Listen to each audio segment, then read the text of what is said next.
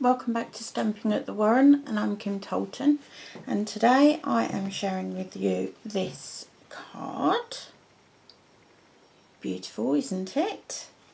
It's using an emboss resist technique using white embossing powder, and the stamp set is one of the new stamps from this year's Stampin' Up! Seasonal Spring Summer catalogue. And it's called Rose Wonder, and hopefully you can see the beautiful stamps that are inside. And it is a photopolymer stamp set.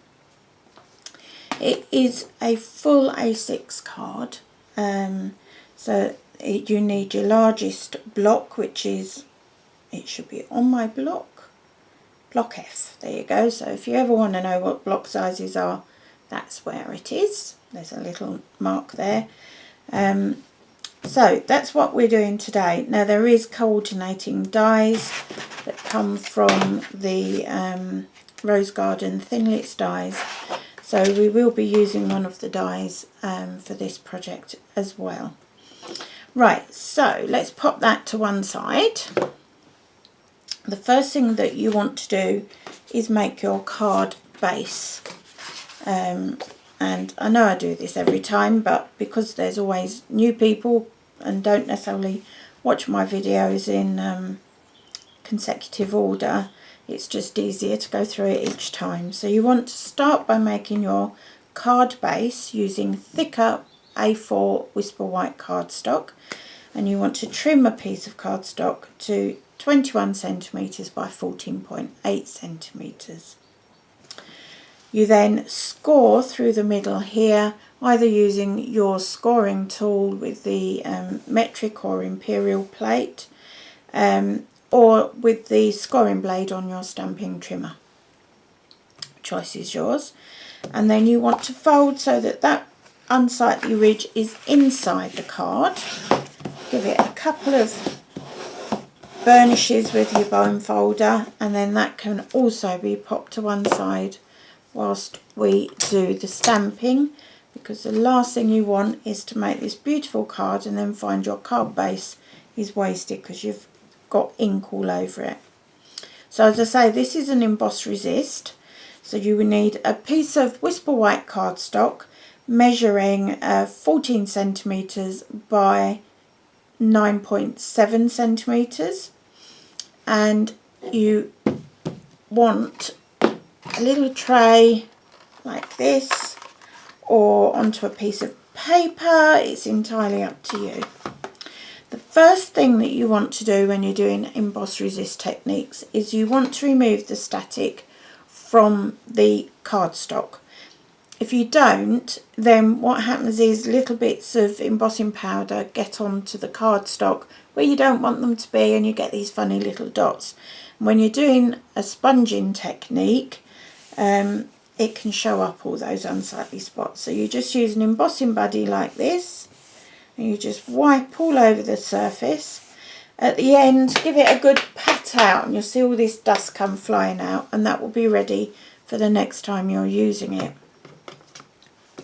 Next, you want to get your Versamark, which is like a watercolour watermark ink pad, very slow drying. Can be used for all sorts of techniques, but my favourite one is the emboss resist. And you want to go over the entire flower and leaf stamp. There are smaller stamps in the stamp set, but this is just lovely. This is almost a background stamp really, and it's very similar to the flower corner stamp set and embossing folder. Right, so just line that up with your card. Down you go, just give it one nice press. You'll pick it up and the cardstock will be there. Just very gently peel it off. Bring in your tray or your piece of paper. If you're going to use a piece of paper, just fold it in half first, even in quarters, and then open it out again, and that will help the embossing powder just to sit in the middle rather than going everywhere. And then I'm just using, I keep my white and clear embossing powder in takeout boxes, and then you just very gently sprinkle it over. Now you can see my embossing powder has changed colour with time, looks more creamy, but that's fine. Once it's actually embossed, it's white, so don't worry about that. Give it a few good wraps on the back, and that will get rid of any excess powder. Then straight away get your embossing powder back in your container and put the lid on, and then you can put that to one side. Next, you want to bring in your silicone craft mat, and this will protect your work surface. Pop your cardstock down, and then bring in your heat tool.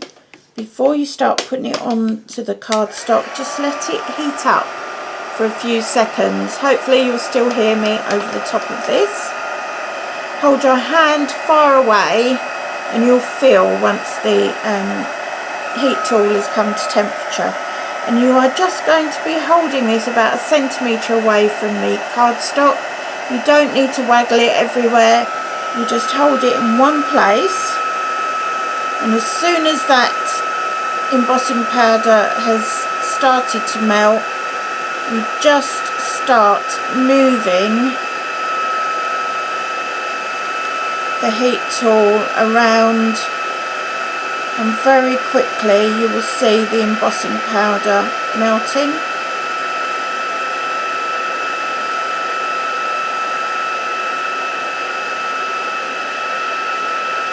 And you just work your way all the way around, making sure you get all of the embossing powder.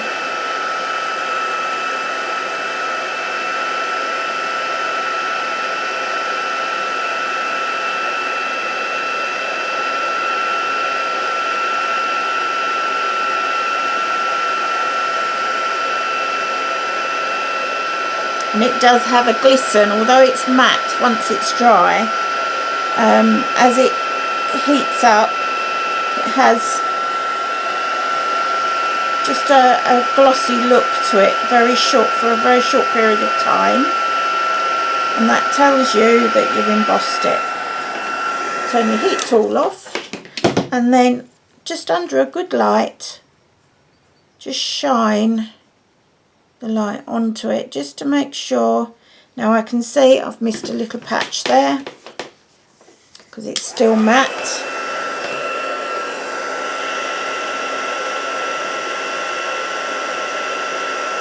And I've missed a little patch there.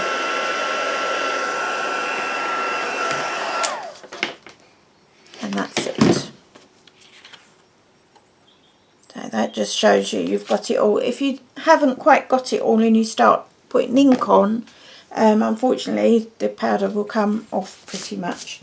Right, next, now don't worry about this being a little bit warped, if you can see that. Once it's stuck down on the cardstock, it doesn't notice or have any impact. Right, what I've done is I took a Stampin sponge. This is the other half of it, so it's quite a nice size sponge, look.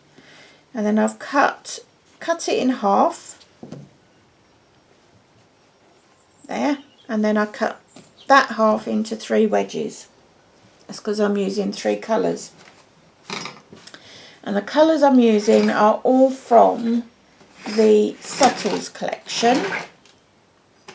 Just turning my colour caddy. Right, so I'm going to start with the So Saffron, which is a really lovely yellow, and you'll see I've got some ink already, which is where I made this card before. And what I do is I ink it up and then just ink it off a bit onto some scrap paper or your grid paper, just so when you do start inking up, it doesn't have a grainy effect. Start in the middle, and you just want to capture, it doesn't matter if it bleeds outside of the embossed areas, but you just want to capture mostly the flower with the yellow. And it's a nice pastely yellow, this. And as you get to the edges, you'll see that the edges of the cardstock get inked as well, and that's absolutely fine because we're going to be inking the edges anyway. Okay, so that's the base colour for the flower, and now we're going to add a bit of orange in there just to intensify the colour in places. So I'm using Calypso Coral. It's a lovely intense orange. It's beautiful. And then this colour, start in the middle by adding some colour here, and then just add some bits of colour, not everywhere. You're just highlighting some areas. And these colours will lighten up as it dries. So that's that bit. And finally you want Pear Pizzazz, which is again a nice pastel-y green. And the nice thing with emboss resist techniques like this is the cards turn out differently every single time, and I love it. I love those differences, and it just makes each card unique. And I just go quite gently just where the leaf marks are. Again, it doesn't matter if you bleed some of the colour outside of the embossed image. Okay, put that away. And then the last thing you want to do is you can get ink build up on the actual embossed areas, and just to crispen up the images, you just, with a piece of kitchen towel, go over those images, and then with the green, with the Pear Pizzazz sponge, you're just going to ink around the edges of the cardstock, very tiny circles, just using the residual ink on the sponge. And you will find that there's already ink from the other colours that you've used around the edges.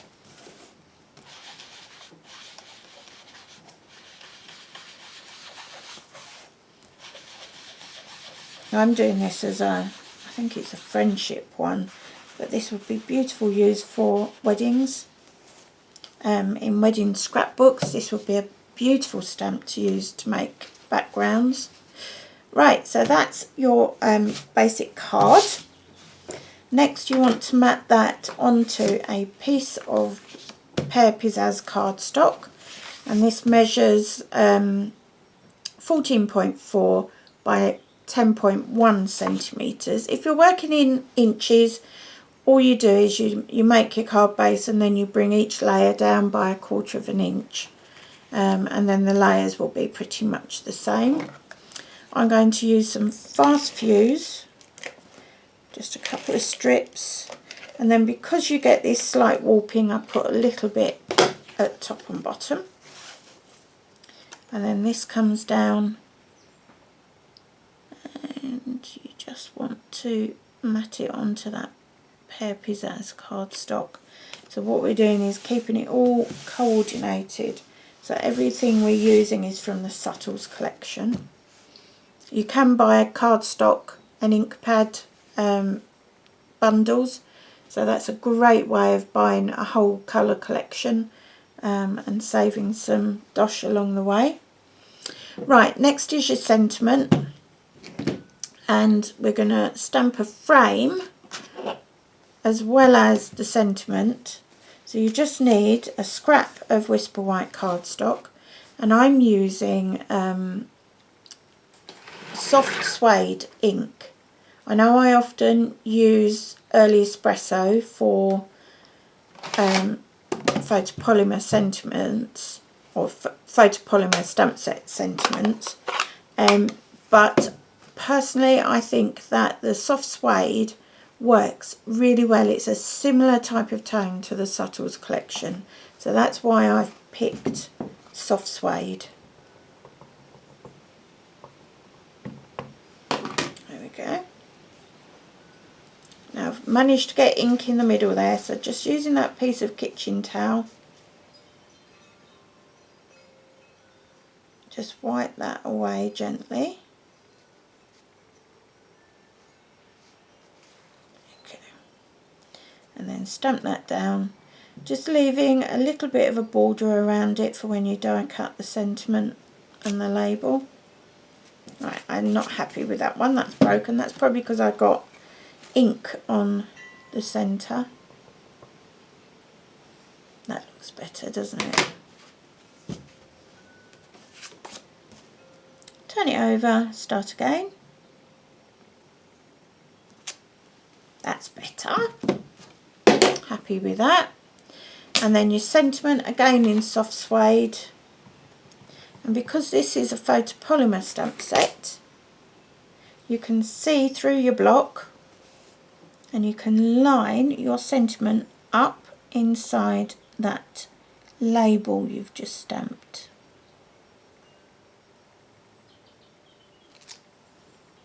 And this is so lovely. It's what a beautiful blessing you are to me. Isn't that lovely?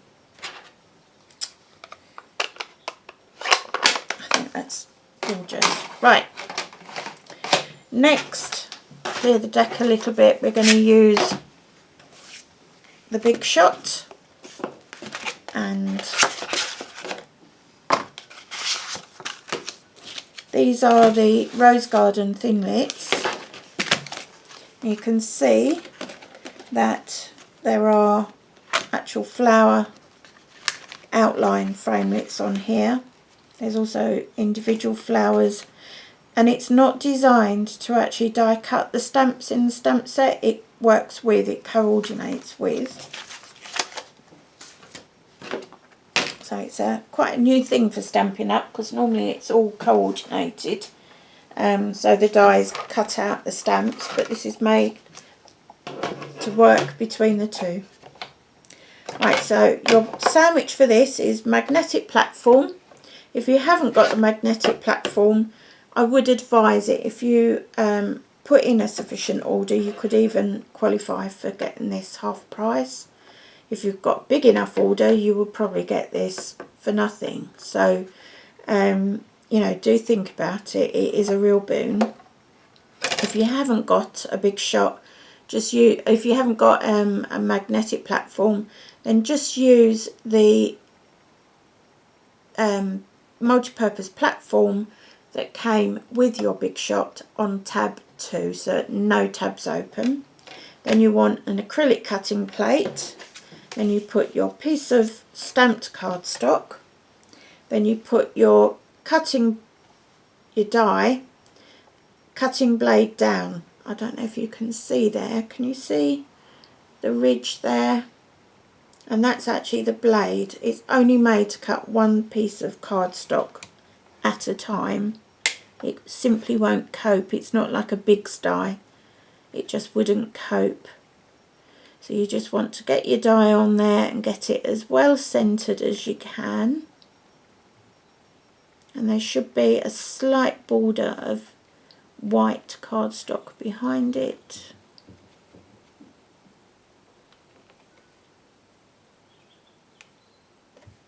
And then your second cutting plate goes on. If your Big Shot is getting a little bit old and tired like mine, you might need a shim in there. These are just shims that I got with my Texture Boutique when I had one. So I go through one way and then I usually bring it back. And that just makes sure you've definitely got a nice clean cut. Okay. I'm waiting to put in a big order so I can get my new big shop half price, which will be good. Okie doke, so there's your die cut. Put your die away straight away, otherwise they go walkabout and then you spend hours trying to find them again.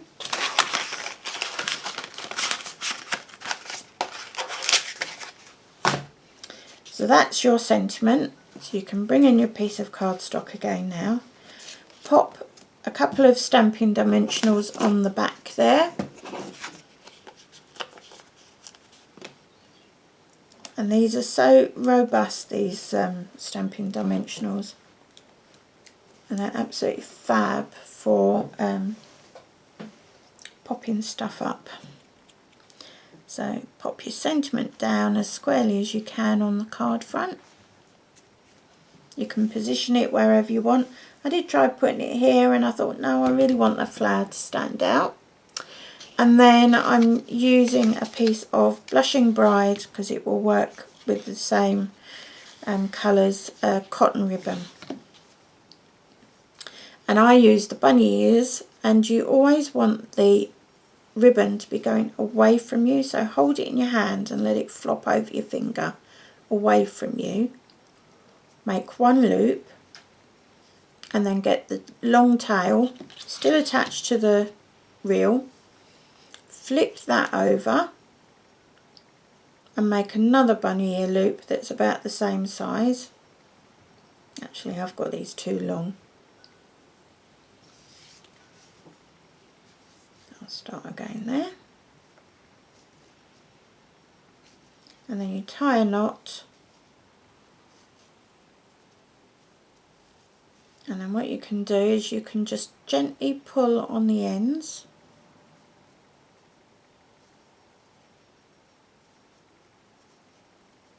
Sometimes one of them gets a little bit stuck, so just give it a bit of a pull. And then, oh look, and I've, honestly, what am I like? Pulled the loop through. So start again, back to bunny ears, tie your knot, shorten your bits. And can you see there, they're getting shortened. You want this bow quite small, you don't want it to take over this piece of card. Grab your scissors and just a slight angle, trim off the ends. And there you have your bow. Sorry it took so long, but that's the way it goes sometimes. But that's your ribbon, and glue dot. And again, same principle, have the ribbon or have the paper so that it is going away from you, and then that way you can peel the greaseproof back and just expose one glue dot, and then pick up your bow and make sure that you've got the right side facing, and on the back of your bow press it down just to transfer a glue dot onto it.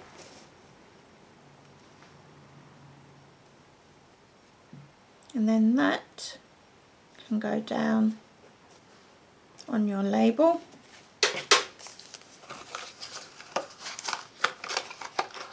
And then your final job is to mat this onto your card base.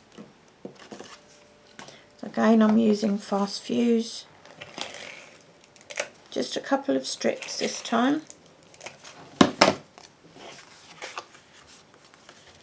Make sure you got the opening the right way. That would never do, would it? I've done it so many times in my years of making cards.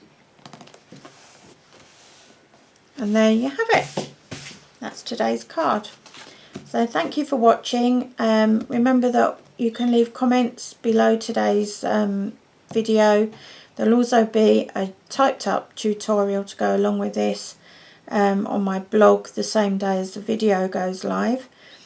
And in the show more section you'll find all of the details of my tutorial, not my tutorial, my social media clips. Sorry, my husband's just been looking through the window at me. So yeah, he distracted me. So yeah, you can get all the details of my social media in the show more section. And that's it for today, so I hope you've enjoyed it, and I'll see you again tomorrow for another tutorial. Ta-ta for now.